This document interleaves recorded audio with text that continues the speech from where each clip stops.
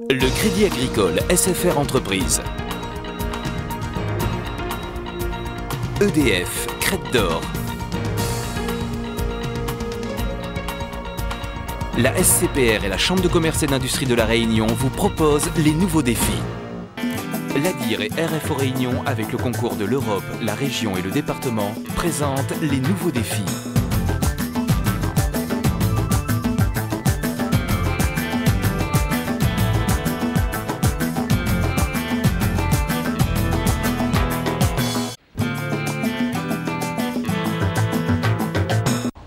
ZI, ZA, ZAE, ZAC, derrière tous ces sigles en Z se cachent des zones d'activité qui localisent environ 20% des entreprises du secteur privé. Des zones qui, depuis une quinzaine d'années, émergent à la périphérie des grands bassins d'emploi que sont Saint-Denis, Le Port, Saint-Paul et Saint-Pierre. Une zone d'activité, c'est un espace qui est réservé à l'activité économique et qui doit avoir en tout cas la particularité d'accueillir des entreprises qui ne peuvent pas être localisés ailleurs, qui ne peuvent pas être localisés en ville parce qu'il y a des nuisances, parce qu'il y a beaucoup de camions qui viennent, beaucoup de bruit et que ça pose des difficultés s'il y a des habitations juste à côté. Donc pour l'économie à La Réunion, il y a besoin de remettre des entreprises en ville. Il y a aussi besoin de zones d'activité pour accueillir certains types d'entreprises. En 2003, les 51 zones d'activité de l'île occupaient une surface d'environ 800 hectares. La plus grande actuelle est celle de la ZEC 2000, située au port avec une superficie de 70 hectares. L'effet attractif du port de commerce fait que dans cette zone, on trouve toutes sortes d'activités. Aujourd'hui, il y a pratiquement 200 entreprises, disons des entreprises qui ont des emplois. Qui sont sur le site et qui, dans l'ensemble, regroupent à peu près 1800 emplois. Voilà. C'est des entreprises qui couvrent quel domaine d'activité? C'est assez varié. C'est pour ça qu'on peut dire que c'est une zone un peu généraliste, entre guillemets, puisqu'on retrouve aussi bien des activités, à peu près à raison de un quart, des activités de commerce, des activités de services, des activités de production et puis d'autres activités. Voilà. Donc c'est vrai, c'est une zone assez diversifiée. Dans les zones d'activité se trouvent essentiellement des entreprises de production qui engendrent des nuisances. C'est ainsi qu'ont été créés de petits ateliers comme celui de la zone des Sables à l'étang Salé ou encore celui de la Mare à Sainte-Marie, précurseur en la matière lors de sa création en 1994. Les difficultés de circulation et le manque de foncier à l'intérieur des villes font que les zones d'activité accueillent de plus en plus des immeubles de bureaux. Elles ont l'avantage d'être situées le plus souvent à proximité des grands axes routiers. De plus, leur surface étendue permet la création aisée de parkings, à la fois pour les employés mais aussi pour les clients. Enfin, les bureaux loués sont conçus afin de s'adapter aux besoins spécifiques des entreprises. Ce n'est pas un immeuble de bureau où on a un grand hall qui dispatche des volumes intérieurs. La plupart des entreprises ont accès direct sur l'extérieur. Et dans cette logique, donc on a aussi souhaité mettre en place une modularité des locaux.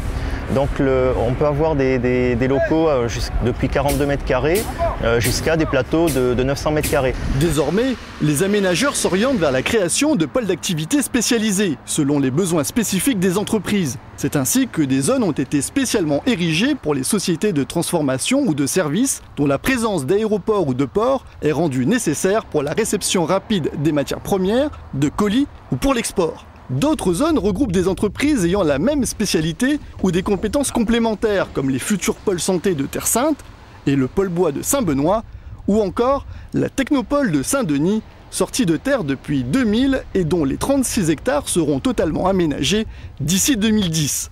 Ici, en plus de l'implantation de sociétés du tertiaire spécialisées dans les TIC, la santé, l'environnement et l'agroalimentaire, les promoteurs ont également pensé cet espace en termes de services rendus aux entreprises. Au départ, il y a eu un schéma d'aménagement qui a été élaboré en concertation avec la CINOR et une équipe d'urbanistes.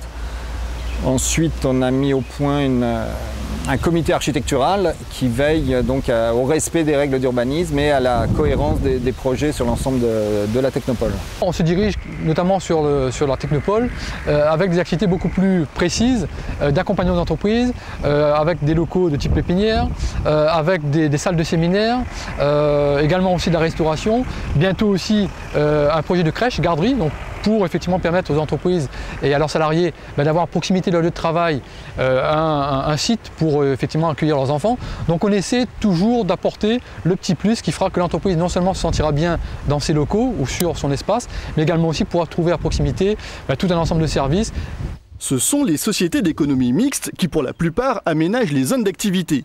Soumises à la loi des marchés publics et aux subventions de l'Europe, et depuis décembre dernier à celles de la région, elles ont du mal à contenter dans un délai court les demandes des entreprises en terrain, locaux ou encore des bureaux.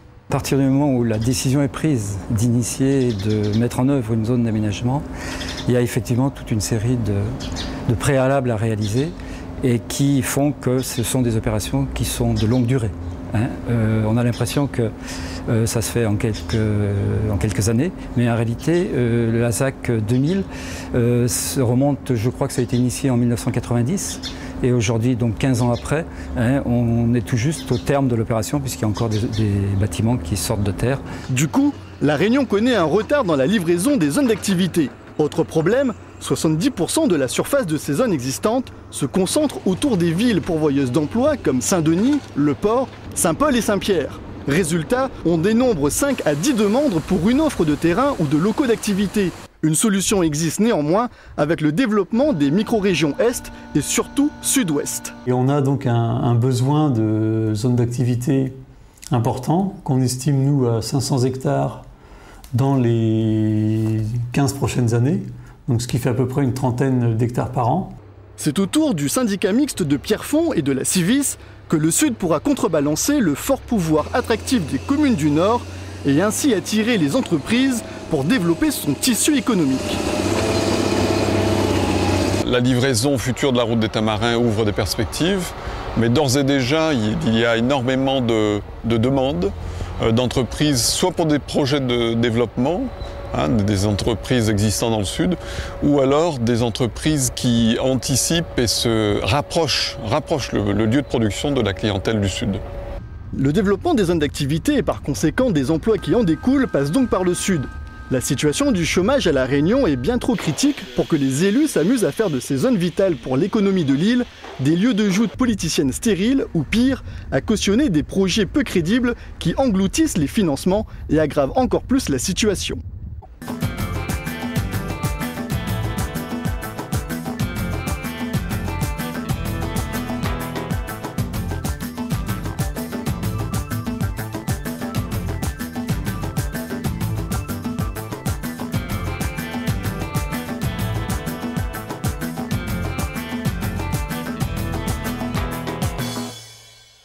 Le Crédit Agricole SFR Entreprise. EDF, Crête d'Or. La SCPR et la Chambre de commerce et d'industrie de La Réunion vous ont proposé les nouveaux défis.